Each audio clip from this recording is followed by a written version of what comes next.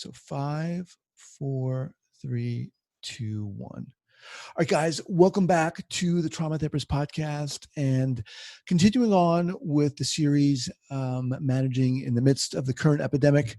I'm very excited to have back my guest, Dr. Thema Bryant-Davis. Thema, welcome. Thank you so much. I'm so glad to be with you. All right. So Dr. Thema Bryant-Davis is a licensed psychologist, ordained minister, and sacred artist who has worked nationally and globally to provide relief and empowerment to marginalized persons. Dr. Thema, a professor at Pepperdine University, is a past president of the Society for the Psychology of Women. Her contributions to psychological research, policy, and practice have been honored by national and regional psychological associations. Dr. Thema earned her doctorate from Duke University, completed her post-doctoral training at Harvard Medical Center, and is a past American Psychological Association representative to the United Nations. All right. So, first of all, how are you doing given everything that's going on? So I am holding up, but spending a lot of time in this chair because all of my clients have moved to teletherapy, and I teach at Pepperdine, and all of our classes are now online. So managing that as well as parenting. So it's a juggling act, but a stationary juggling act. So it's been quite interesting. Yeah. So let me start with the question in terms of how are you perceiving this in terms of a macro level, even a global level, and then let's kind of drill down to the individual level. But Thema, what are you seeing that's going on? Yes. So this is what I am seeing is a global trauma in the sense of this big pandemic that we are going through simultaneously, not only nationally, but as you've named, globally. There is the medical aspect, but there is also the trauma that we are seeing in terms of the disconnection from agencies or institutions or governments that many people would usually rely on for some sense of safety, security, or a plan. Mm-hmm. And so there is a lot of distrust. And a part of that is just dealing with the unknown. Because, this is something we have never experienced before. And so some of the information changes over time as people are trying to get the information. So we have the medical trauma, the collective trauma, the issues around political distrust. And then we also are seeing highlighted the health disparities around race and income. And so there are layers that are happening, and you have the realities of some people living in denial. And I know the impact of when you are facing a trauma that other people don't acknowledge. Not only is that medically concerning, but psychologically concerning. So for those who are losing loved ones literally to this pandemic and having to hear other people say it's not real and this isn't really happening, so that can be very disorienting and frustrating. So a plethora of issues that are going on here. And listening to you list them all, it's what? It's frightening. It's immobilizing. The idea that we've got obviously medical trauma going on and a collective global trauma, distrust in everything. How, as you see it, how are people dealing with it, not dealing with it, adapting to it? You talked about people, a lot of a certain section of people, certainly in denial. Mm-hmm. You see a range of responses that we see with other types of trauma, but it's heightened in this circumstance. And so some people are dealing with depression and despair. And some of those people had pre-existing depression, and now this has intensified it. And for some people, it's depression for the first time. Mm-hmm.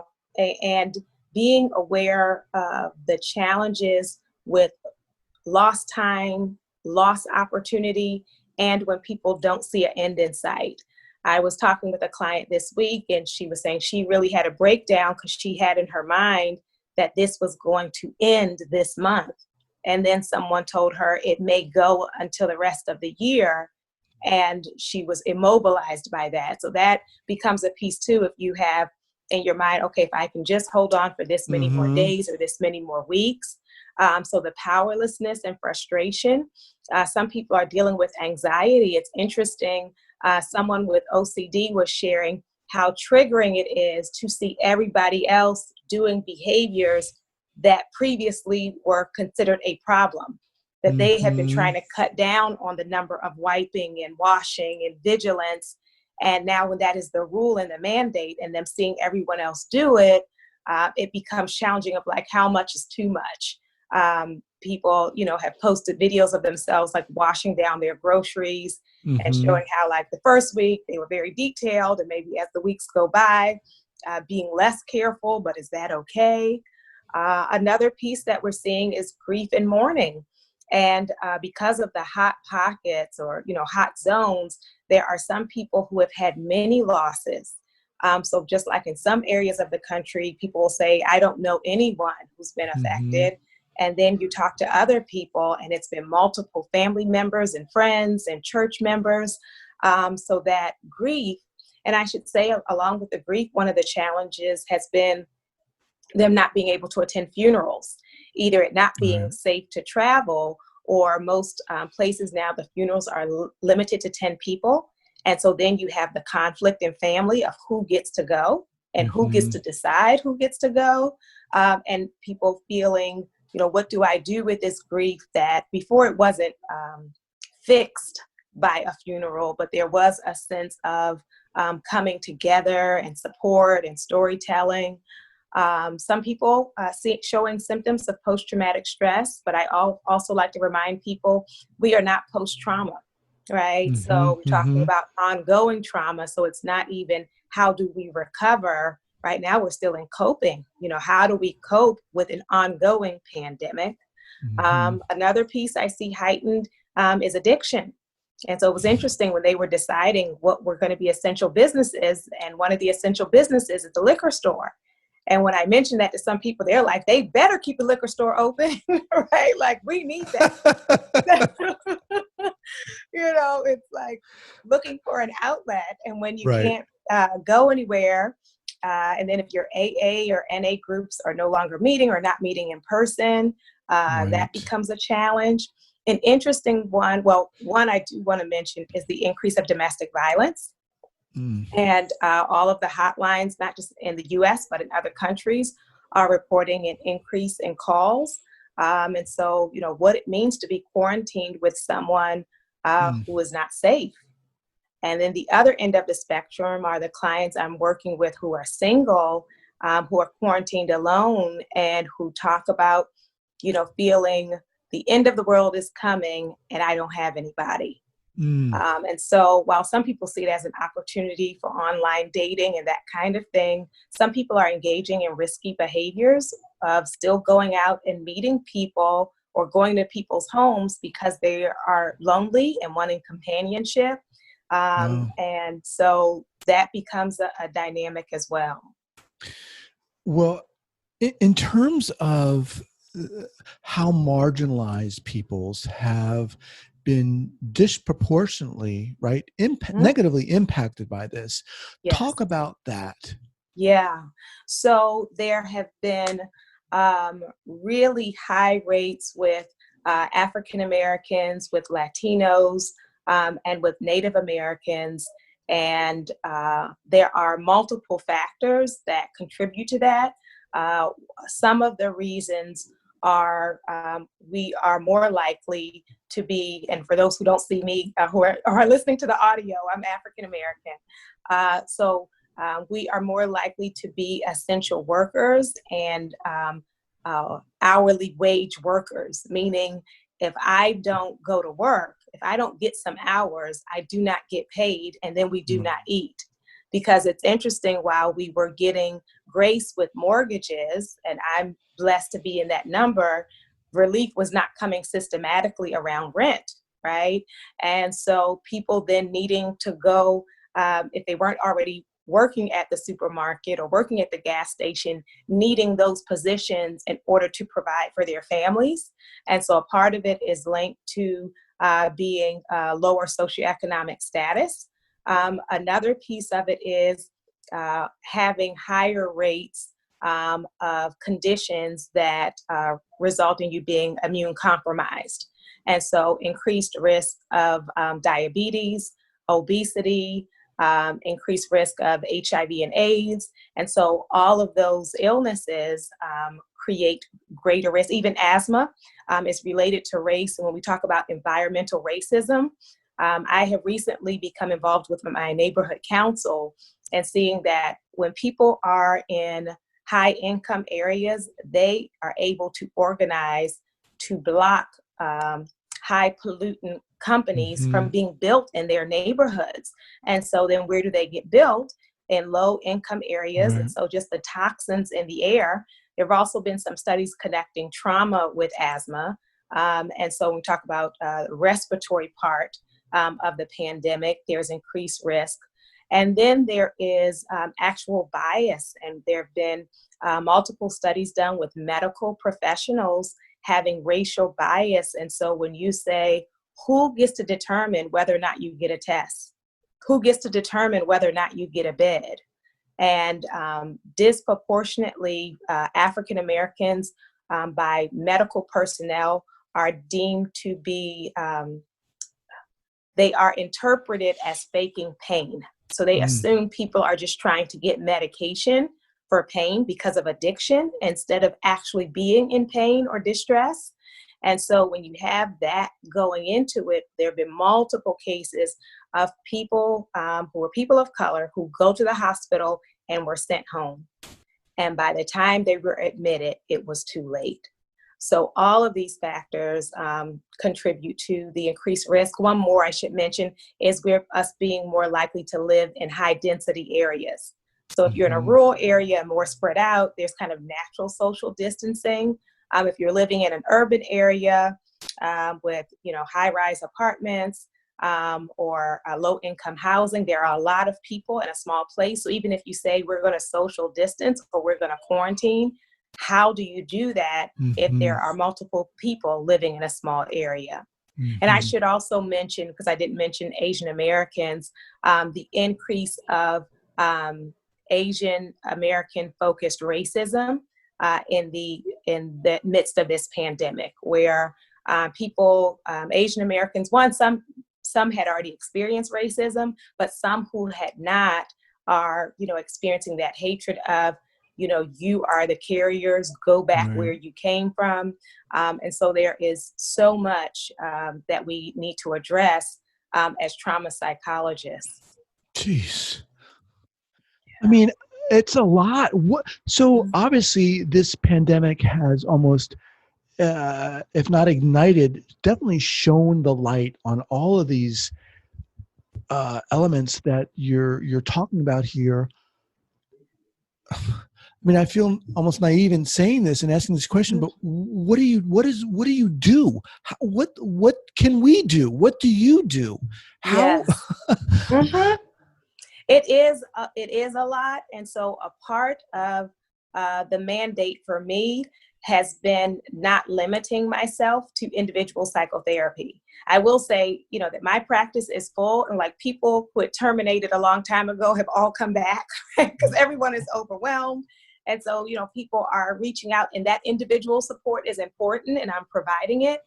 But the need is so great. That's why we need platforms like yours and what you are doing in terms of getting the information, disseminating the information beyond, I would say, the academy, because I work in the academy, but I would say even beyond the treatment office. So there is a movement, an orientation called decolonized psychology, right? And decolonizing psychology is about recognizing the systems and structures that are at play that Western psychology often presents it as if the only thing that matters is the person in the room. And if I can just shift your cognition, then everything else will be fine. But to decolonize psychology is to recognize we are living in a society where there are all of these factors at play, and for us to remove the myth that healing can only happen in 50-minute increments where there is insurance payments involved, and when like your family can't come, and where there's no food, and like all of these things. Mm-hmm. And so I would say for each mental health professional to think about not only how do I serve my clients and ask about and address the nuances and the layers, but to think about one way in which you can bring the information of psychology beyond your office. So that may be writing an editorial for the newspaper. That could be through a podcast, a webinar, a YouTube video, a blog. It may be even, I'll say, I'm a part of the local church. And so the pastor asked me to do a Zoom meeting about how to cope, right? What are some coping strategies? So, there are many members of the church who for around race, culture, religion, SES have a stigma or barrier to seeking services. And so getting the information to them.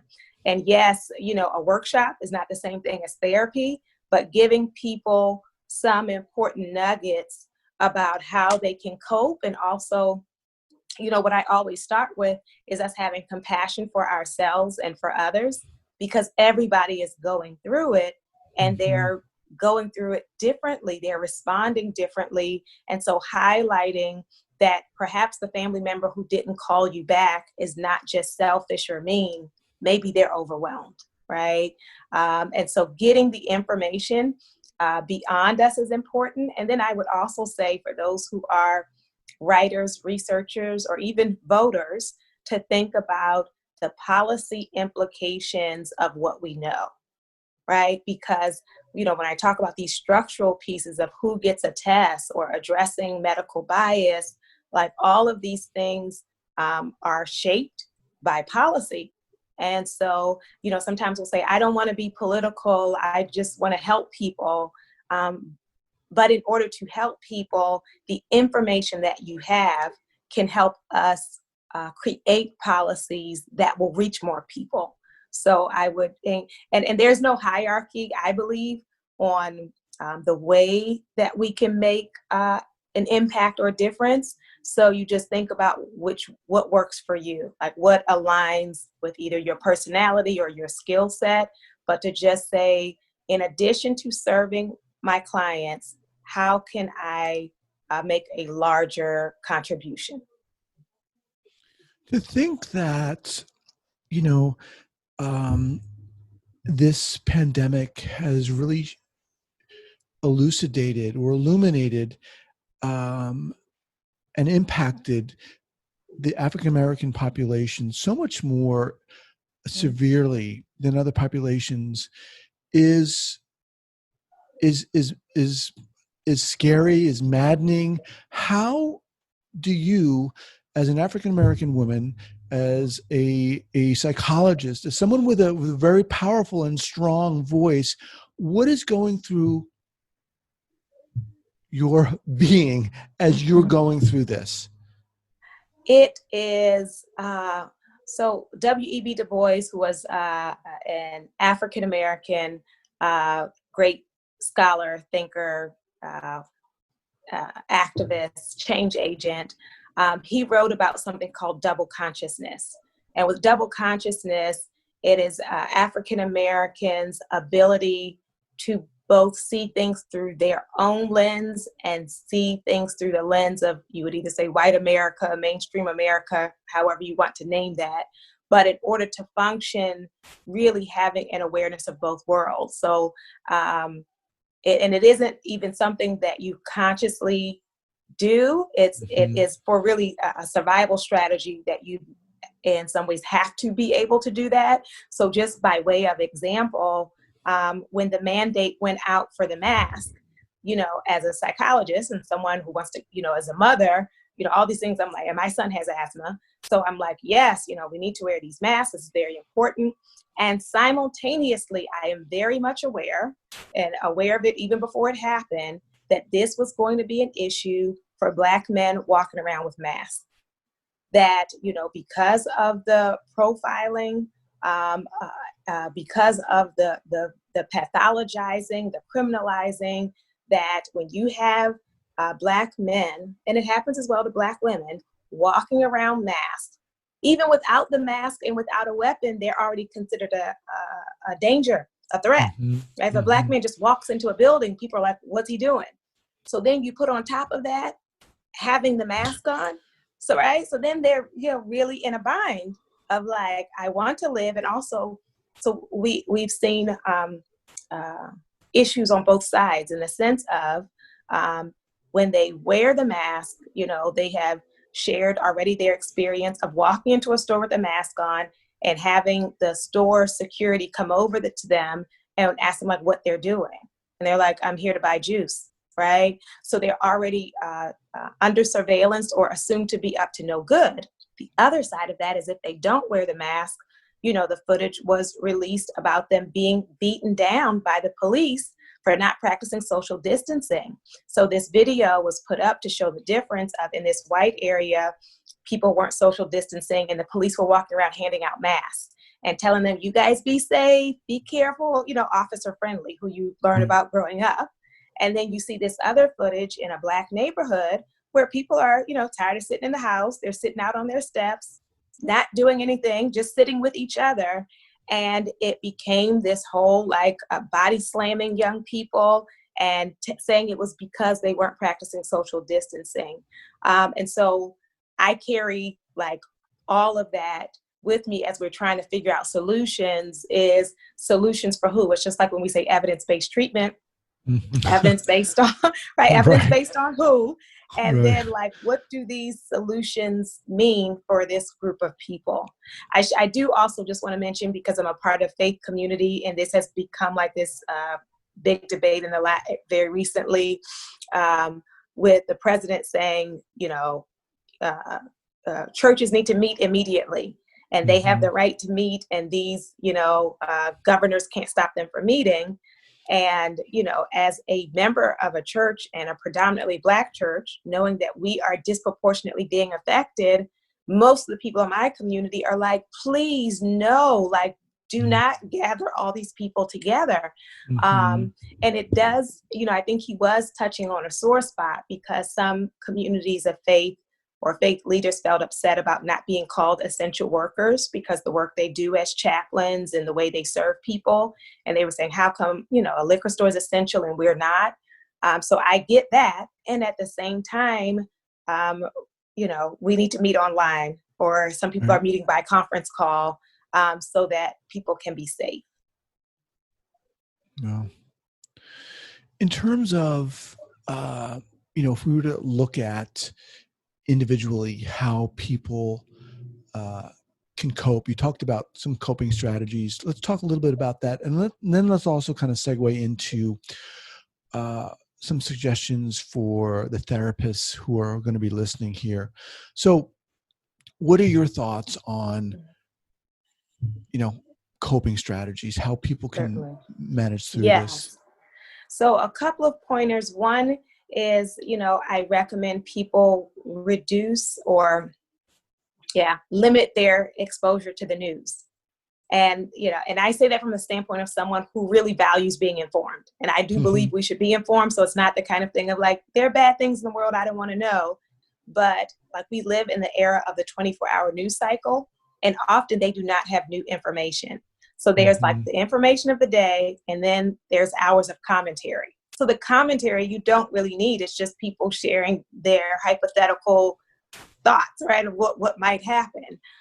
So I would just say deciding how you're going to obtain your news and setting an amount of time a day, but not having that death count as your background theme song of your day. The other thing that happens with that is often people have children in the house. So kids are hearing that and trying to make sense of it. So be informed, but limit your exposure to that information. The next thing I would say is the importance of social support. And so, the phrase people have been using is physically distancing, but socially connected, right? So using these platforms, using the phone, dropping off if you can, or sending delivery for neighbors or for our elders, so that there is a sense of needing to push through the isolation.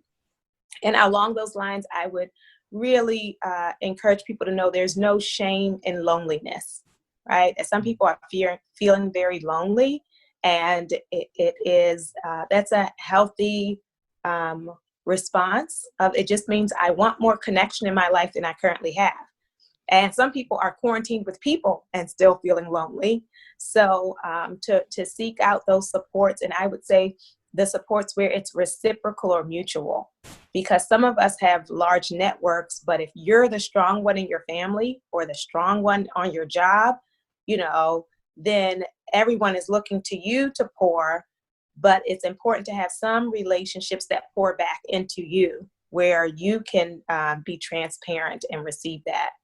So social support is important. And an important thing we know with trauma is structure or routine is helpful, especially because we are in a situation where we don't know what it's going to look like or for how long. So I know when we were first, told to shelter in place, that some parents were going into don't put pressure on the kids, let them do whatever they want. And if this was a couple days, I get it. But now we're talking about over a month. And so I would say, especially for young people, bedtime is still good. Having some routine to the day, whether that's sometime with their schoolwork or sometime exercise or when the meal times are, because when we lose any sense of schedule, it really makes it more likely for us to fall into that pit of depression. Another one is the exercise and monitoring what we eat. There's that phrase, our food affects our mood. And so, yes, a lot of us are doing emotional eating, or people were joking saying, I ate all my quarantine snacks in the first 2 days. So, we give ourselves grace, but at the same time, trying to make sure, we're nourishing ourselves, drinking water, exercise. A big piece in trauma now is embodied healing or embodied psychology. And so many of us are holding the stress in our bodies. And so that muscle tension, migraines, nausea. So eating right and exercise is important. The last one I'll mention last two, expressive arts. The arts are a wonderful way of releasing that stress. And not only for children, we usually think of arts for kids, but for adults as well. Journaling, therapy, and spiritual practices. So and one simple one is around gratitude, a gratitude journal. Is there anything that I can think of that I'm grateful about today? Yeah. Wow. I mean, you're not just a wealth of information, but a wealth of inspiration too. Listening to you. I really mean it. I love talking to you. And I think it's important to get you back here more often and more frequently. So before we go here, how can people best get in contact with you? Yes. So my website is Dr. Thema, DrThema.com. And I want to tell therapists it's especially important that we practice self-care. And I will recommend this book, The Self-Care Prescription by Robin Gobin. And she's a psychologist. And it's important as we're trying to take care of so many and facilitate their process that we not lose sight of ourselves. So I'm also on Twitter and Instagram. And I have a podcast as well called The Homecoming Podcast, which you can find on iTunes, YouTube, Spotify, and SoundCloud. Oh, nice. How long have you been doing that? Since July. Wow. Yes. Very cool. Well, I'll have all that linked up here at the show notes page. Thank you. Thank all right, you Thema, so man. much. I love having you on here, and I'm going to have you back. Oh, I would love it. I love the conversation and appreciate what you're doing. All right. Take care. All right. Bye-bye.